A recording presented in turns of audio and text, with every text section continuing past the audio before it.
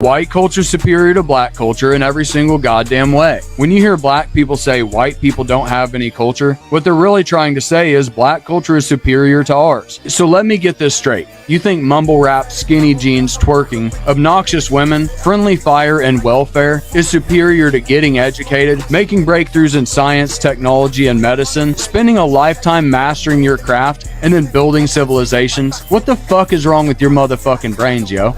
Seriously, I'm gonna keep saying this until I die. American culture is black American culture. It just gets filtered out and watered down and whitewashed until they can give credit to a white guy. So much of what we love comes from black culture, and white people need to show up for black people the way they show up to be entertained by black culture. So why does black culture lead global culture? Black people say they want our rhythm, but not our blues. But a mentor once told me that your pain becomes your power. So maybe y'all have got rhythm because you've had your blues. Black people are the cool, they make things cool. They're the culture drivers of America without question. Filter. But you don't date Spanish guys at all? No. Do you have any idea why? I like dark complexion. Black culture is American culture. As an Indian man that was born and raised in America, I'm telling you right now, every aspect of American culture, sports, fashion, art, music, all of it, it's all black culture. Black culture is American culture. Hi guys, my name is Kelvin and you're welcome back to the channel. What's up everybody? Welcome back to the channel. Today we're looking at a video that has sparked a lot of debate online after one man made the bold claim that black culture is somehow inferior to white culture. According to him, everything from music to dance, fashion, language, and even social influence somehow proves that black culture has little value. The internet didn't let that slide. Within hours, people from all different backgrounds started responding. Not just black Americans, but people from different communities who argued that whether you love it or hate it, you can't honestly tell the story of modern America without talking about black culture. Think about it. The music people stream every day, the fashion trends that dominate social media, the slang that spreads across the internet, the dances that go viral, the athletes people admire, the entertainment industry itself. Whether someone agrees with every aspect of today's culture or not, it's difficult to deny the enormous influence black Americans have had on shaping modern entertainment and popular culture. That's why conversations like this become so emotional. Some people hear criticism of black culture and believe it's really criticism of black people. Others argue that culture should always be open to criticism. Both conversations can exist at the same time. But here's where things get interesting.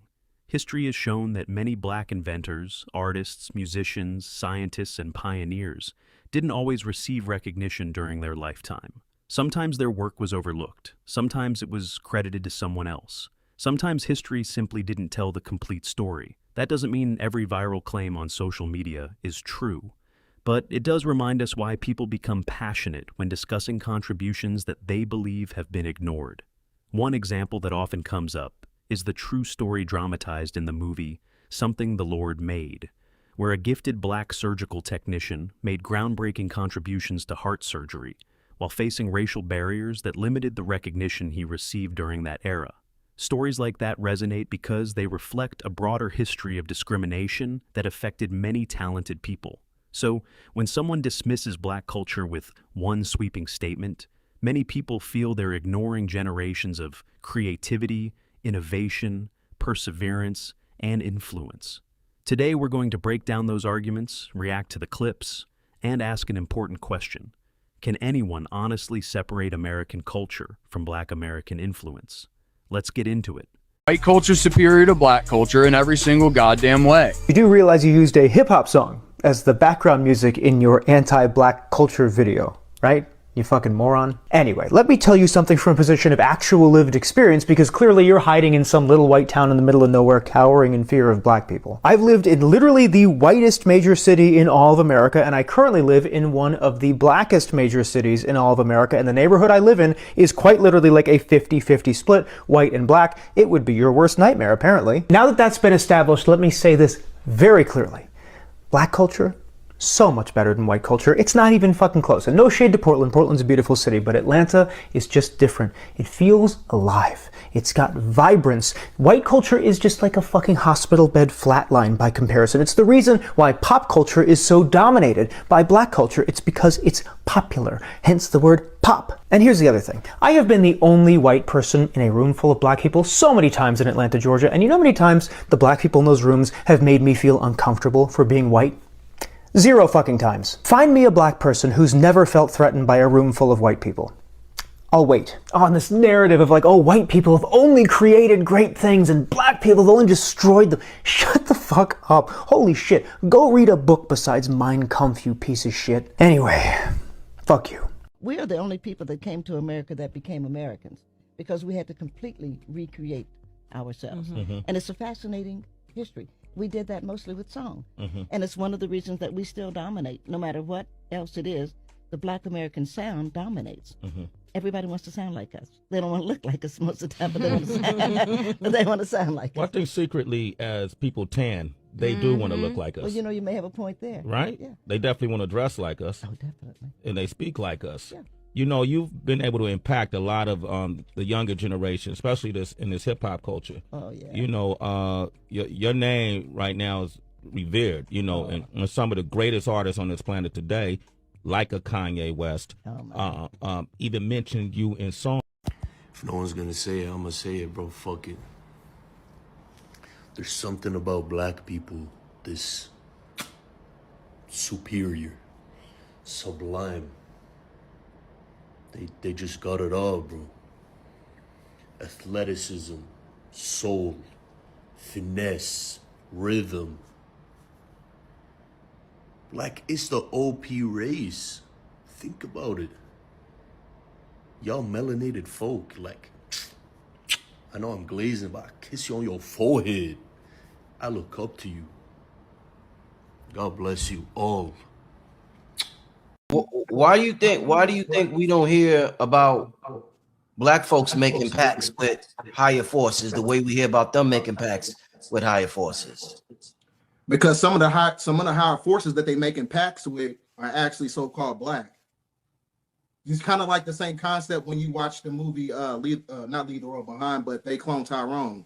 Yeah, they would have the light-skinned beings that was out here doing all the alchemy and messing up the chicken and shit. But when you go at the end of the movie, it was a black man that was controlling everything. So the same thing actually translates in our reality in real time. Same thing. Because you know, when you get to the inception of time, you know, you don't get the recessive from the dominant, you get the dominant from the recessive. I mean, you don't get the recessive from the dominant, you get the dominant from the recessive.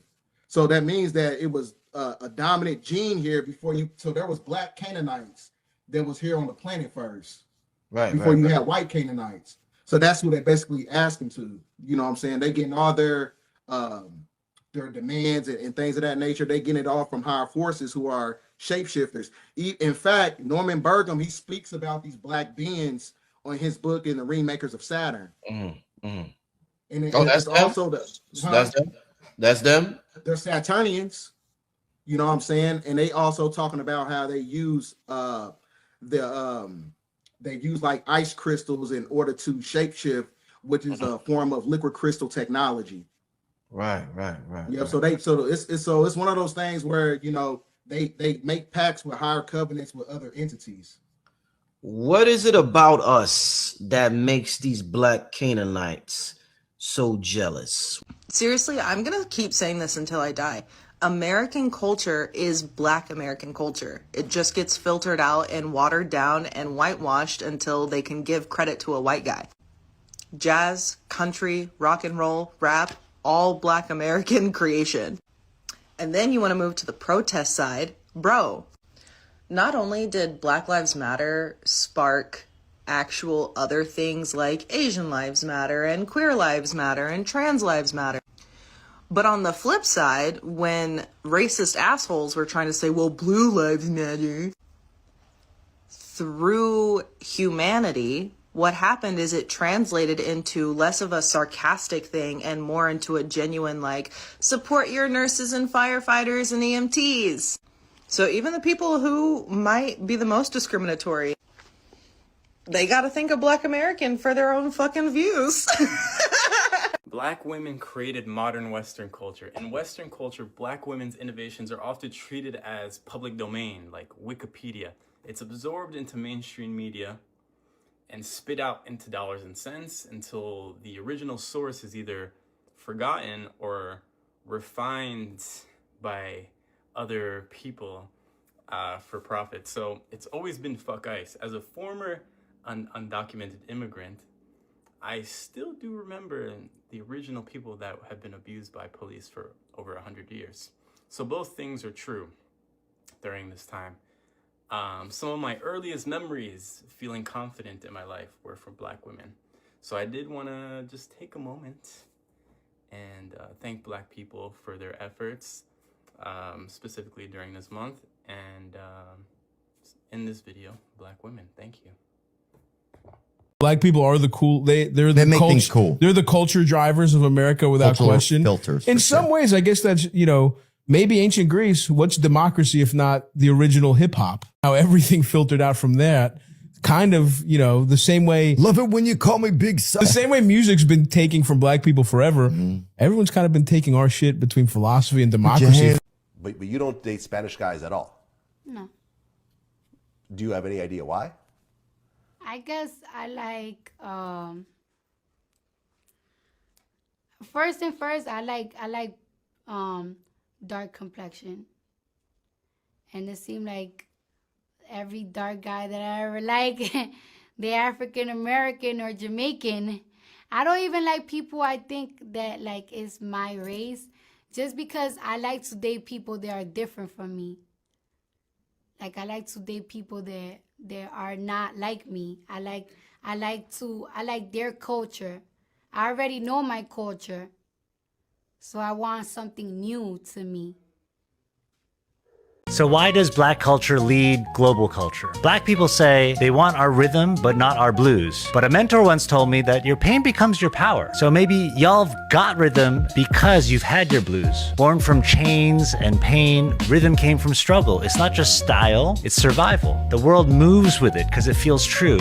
And in Korea, we know that kind of pain too. We were colonized, invaded, divided. The Japanese, for example, took our land, our names, our voices, even our daughters. They turned them into sex slaves for their soldiers. Generations carried that shame in silence until that silence learned to sing. It became K-pop. Trauma turned into triumph. A nation healing through harmony. Hip-hop, K-pop, different stories, same truth. Pain gives birth to power. Suffering to sound. Without the blues, there is no rhythm. The reason I say white Americans have no culture is because most of the things that have become associated with white people were Black inventions. White people love vanilla, but did you know that vanilla was actually invented by an enslaved Black teenager who was 14 years old? His name was Edmund Albius. He's the person who made vanilla a mass-produced product because he figured out how to rapidly pollinate these plants. Or number two, if you've ever heard of techno music, that was actually invented by Black people in Detroit in the 80s, which now has become synonymous with a lot of white people in the US or white Europeans, when actually in reality this was purely the creation of a Black person and Black people. Or number three, the thing that I think of a lot is how white people have co-opted barbecue. Specifically in California, where I grew up, you will see a lot of barbecue joints that were actually white people's recipes that they stole from Black people. It's very much a ripoff of the common Southern home cooking, which, came out of the American South, both during slavery and during the Reconstruction era. So yes, white people don't have any culture, we steal it. And that has historically been the case, and that is why white people are so angry. You know any other inventions created by Black people but stolen by white people? Drop them in the comments. Okay, bye! Black culture is American culture. As an Indian man that was born and raised in America, I'm telling you right now, every aspect of American culture, sports, fashion, art, music, all of it, it's all Black culture. Black culture is American culture. This superior race bullshit that's being spewed right now, that's what it is. It's just bullshit. Because if you take away your money, you take away your business, you take away your influence, it all collapses. The American economy will collapse without you. Some of the single most greatest inventions that were created in America were by Black people. I'm just tired of this narrative that oh, people are too ghetto. Oh, people are this and people are that. You'd be nothing without them. You'd be nothing without them. And this isn't just for my Black friends. This is for all minorities. They would be nothing without you. And another thing, stop supporting these corporations that literally disrespect you on a daily basis. There's a very big difference between African Americans and black people worldwide. Like, African Americans are responsible for so much of the culture, music, comedy. There's like so much of an impact that African Americans have had on the world. Think about just hip hop music. Right? So hip hop music doesn't even exist until I was in middle school. Like late 70s? Yeah. So I was in middle school. I went to high school in 81. And when was Sugar Hill Gang's hip hop, hibbity the hibbity hip hop? What was that song called? Rapper's Delight. Yeah. So that song came out when I think I was 13. I think I was in middle. 1979 is when it. Yeah. Same Okay. year they formed. That makes sense. So when I was when we first moved to Boston, my family didn't have much money. We lived in a place called Jamaica Plain. Black people have superpowers. Let me tell you why. Think about it, yeah. If life is a game, then being black is like the highest level, like your game, like the player of the game, like the highest form of the creation of the hilly-pillification. Like, it just, if you think about it, yeah, being black, yeah, in any industry, whether it's rapping, football, being an athlete, influencing, modeling, whatever it is, they're just winning. They take everyone's gal, they got beautiful skin, they can eat anything, and like it's their genes, it's their DNA. Like they're just winning. I just, like, it's not fair, but like it's fair because it makes sense. Like if reincarnation is real, I can't lie to you. I'm gonna be like, yo, this time I wanna be black. Like, when I incarnate again, like I want to feel what it feels like. You get me, like, bruv, I can't lie. Is it racist to point out the fact that rap music has become probably one of the most atrocious creative contributions to humanity like ever? Now, before you come at me, all right, I'm not saying that if all you do is listen to rap music that you're dumb, but you know, I am thinking that. I mean, it gets touted as like this art form, right? But it literally oscillates around the most rudimentary poetic device in the English language. I mean, this rhyming, which is what we use in nursery rhymes, what we use to teach 2-year-olds how to shit without missing the pot. I mean, it showed some promise up until like the mid-90s, I guess, maybe the early 2000s, but ever since then, it's like clown music. I mean, I've grown up with people that listen to nothing but rap music, and I swear their IQ is at least 15 points lower than it ought to be. I mean, it just demonstrates an obvious aversion to emotional depth, right? Like, I would encourage anybody that listens to an overabundant amount of rap music to just go 2 weeks. Just go 2 weeks without listening. Listen to anything else. Listen to The Cure. Listen to, Pet Shop Boys. Listen to Nirvana. Listen to Enya, for crying out. Listen to anything else and see how much better you feel. Why do so many white people get on podcasts, get on TikTok, and talk about how their children don't bathe or how they don't bathe? I feel like there's something to discuss here about whiteness and how it is viewed as clean and pure and better and primary and default. And really, the history goes to show that white people have always been disgusting. Indigenous people, African people, they were bathing, and they many of them noted that the first sign of Europeans was their stench, that they were just putrid. And I do think a lot of the reason why people of color in America are so clean, smell so good, have to have their hair done, have to have their makeup done, is because of upward mobility, because the standard for them is so much higher than it is for white people. Like, white women can just walk into Target with a messy bun and sweatpants, and it's like, oh, look at her, like, she could be a multi-millionaire, her husband could be an entrepreneur, yet a black woman is not afforded that same luxury. So I really feel like white women are just rubbing that level of privilege in when they go on podcasts or come on TikTok and talk about how their kids don't bathe. Like, that is disgusting. I'm sorry. I grew up taking a bath every single night. My parents brushed my hair every single night, brushed my hair every single morning. It wasn't that big of a deal. When I got older, I was given deodorant and face wash, and that, like, I have actually been showering twice a day, often, like, especially in the summer, morning and night showers, especially if I'm pregnant. Sometimes I would shower 3 times a day. Like, wash yourself. My sons do not go to bed unless they're clean. I don't want their dirty bodies in their bed, and then every time they get into bed, it's dirty from the day. That's just my own opinion, but I do think that the larger discussion here about whiteness and why white people love to bring it up, love to talk about it. It's like they know somewhere that they are given the power to not have to bathe their kids and still be given so many privileges. I don't mean to say this like to be disrespectful, and maybe some people are going to think this sounds dumb, but I feel like there's a deeper reason why, you know, people of color and specifically the Black community have been relentlessly persecuted. Like, I mean, just the things that happened during slavery alone, like, were insane. But I don't know, the more I learn about Black history and the ways that, you know, people who literally worked in the government, like the CIA, all these different people in power were trying to ruin the Black community. And it makes me think, dude, I feel like, is there something more going on here than just racism? Because it's like, come on, you're telling me you're doing all of this stuff just because you don't like someone's skin color? I feel like, what if, I have this theory that, like, what if Black people have some type of superpower? Like, what if they have, I don't know, if they're just born with something very valuable that we don't really know about, but maybe, you know, like I said, these people, these rich people and these people in power, maybe they figured it out a long time ago, and maybe that's why they were like, oh, we have to, like, get rid of them, blah, blah, blah. I don't know. I feel like maybe they have something special that we are not taught about that is linked to them being people of color, you know? And I've seen some Black creators come on here and try to explain how special it is to have melanin in your skin and how it has all these different properties. But I don't know. I just feel like I have this theory that this goes so much deeper than maybe a lot of us realize, because I'm sorry, but I don't think you're gonna go out of your way for all these hundreds and hundreds of years to try to ruin one group of people over something as silly as, oh, their skin is a different color. Like, I feel like there's something that we don't know. I'm telling you, there's something special about them that they don't want us to know. Okay, this is just something that I've been thinking about recently, and I'm like, maybe if there are some Black creators that maybe they already made a video and I just didn't see it, I don't know, but like, I don't know, maybe this sounds dumb. Or maybe this is like, yeah, no shit, Sherlock, but, you know, it's just something I was thinking about.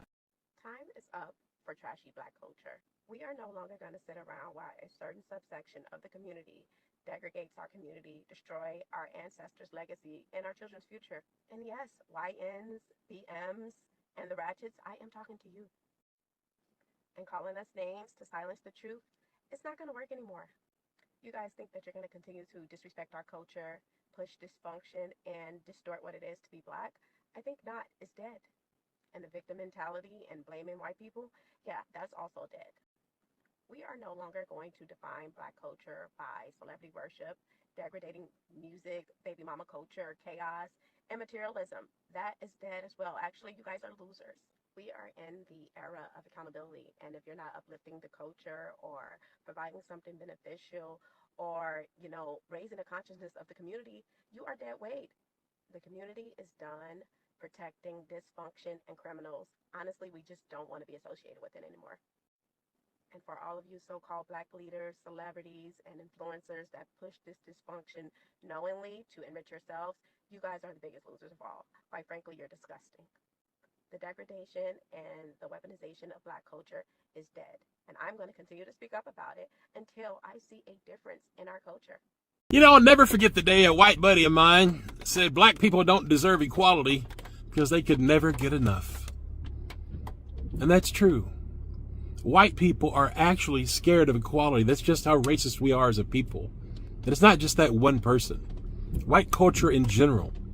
Probably I would say most white people, when they hear the word equality, they fear that white people will be oppressed because brown, Black, and indigenous people might actually get what's fair and just.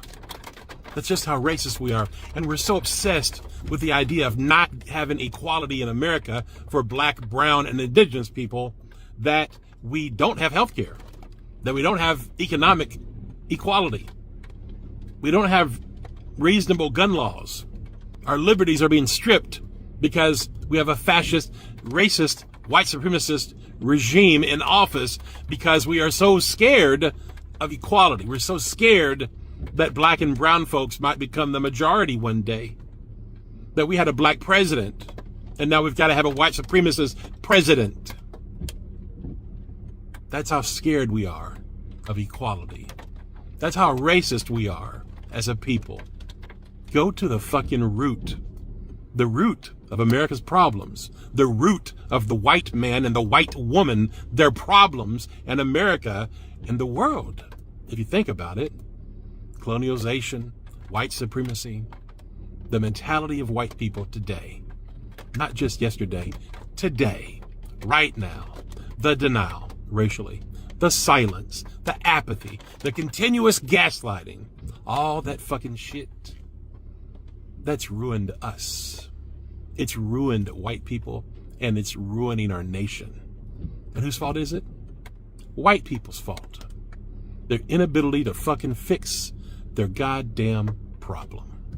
Until we fix white supremacy, everything we try will fail.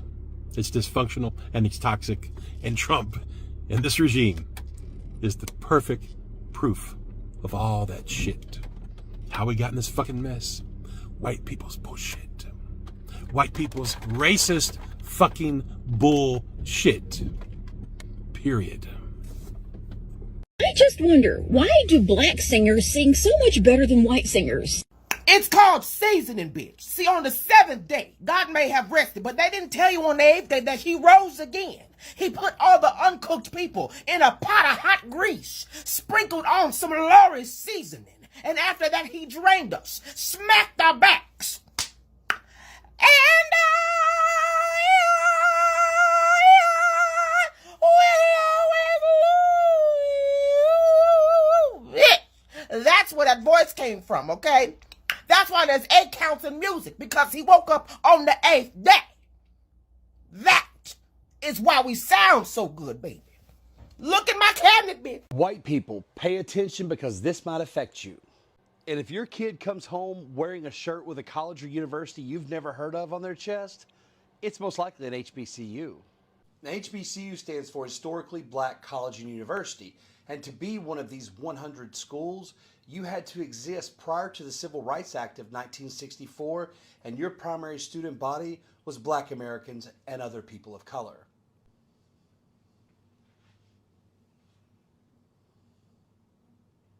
So why am I telling you all this? Ann and I have been to around 20 campuses in the last 5 months, and I'm here to tell you from what we see, the HBCU culture and community is about to become a full-blown American phenomenon. I mean, as we speak, the iconic film director Tyler Perry is working on a movie called The 6888 about Lieutenant Colonel Charity Adams Early of Wilberforce University, who went on to revolutionize the Army mail system in World War II. And if I'm not mistaken, Blair Underwood of LA Law TV show is writing a Broadway play about the same woman. I mean, maybe you might have heard Spike Lee and Samuel L. Jackson went to these universities, Oprah, or that Vice President Kamala Harris was touring campus this fall. I don't know. Maybe you saw a video somewhere talking about how some of these schools have been screwed out of over $10 billion by state governments. These colleges and universities are about so much more than what you may just see in the media. I promise you. Listen, these campuses are historical, cultural, and educational phenomenons. I'm 52 years old. I've never seen anything in education quite like I do at an HBCU. The way they foster this environment of self-identity, of inclusivity, of belonging, and the importance of an education, not just the books, right? It's more about the network, the brotherhood and sisterhood you make, the connections, the sense of camaraderie and family. Because these graduates, they go out into the world and they build companies, they build communities, and they build families all over the world. And these schools have been around a really long time. Cheney University in Pennsylvania was founded on February 25th, 1837, almost 200 years ago.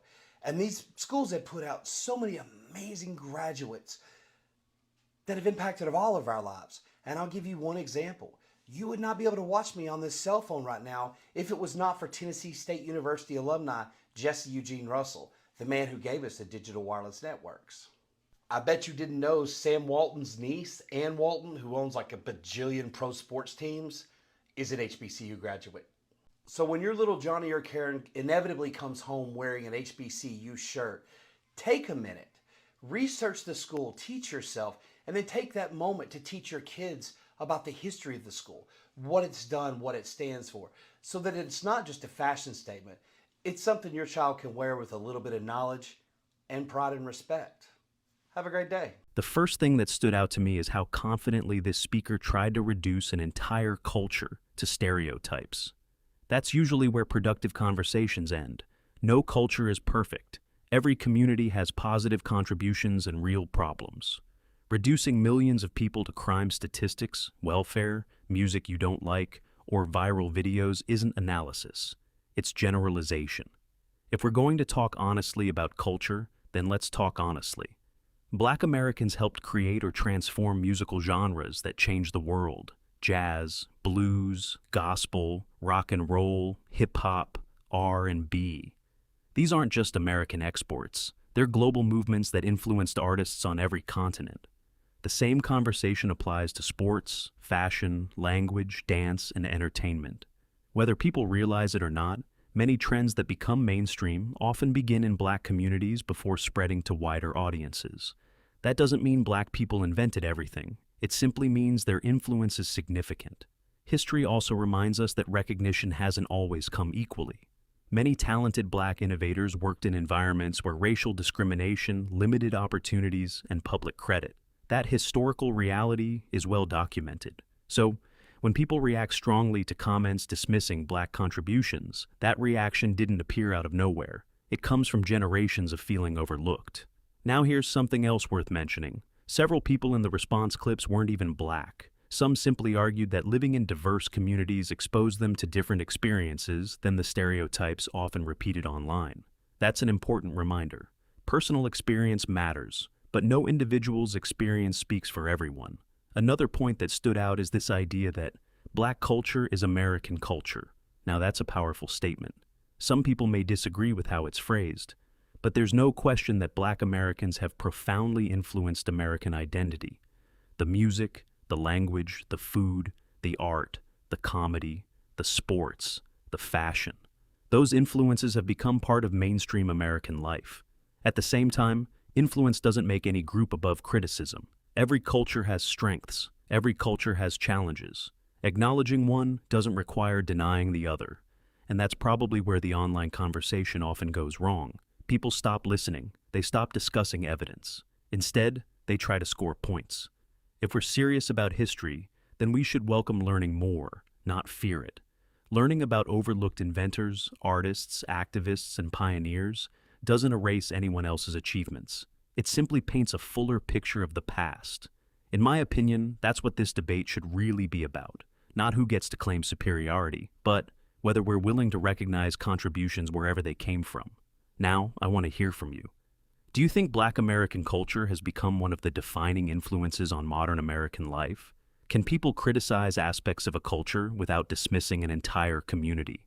Where do you think this conversation often goes off the rails? Keep it respectful down in the comments because respectful disagreement teaches us far more than insults ever will.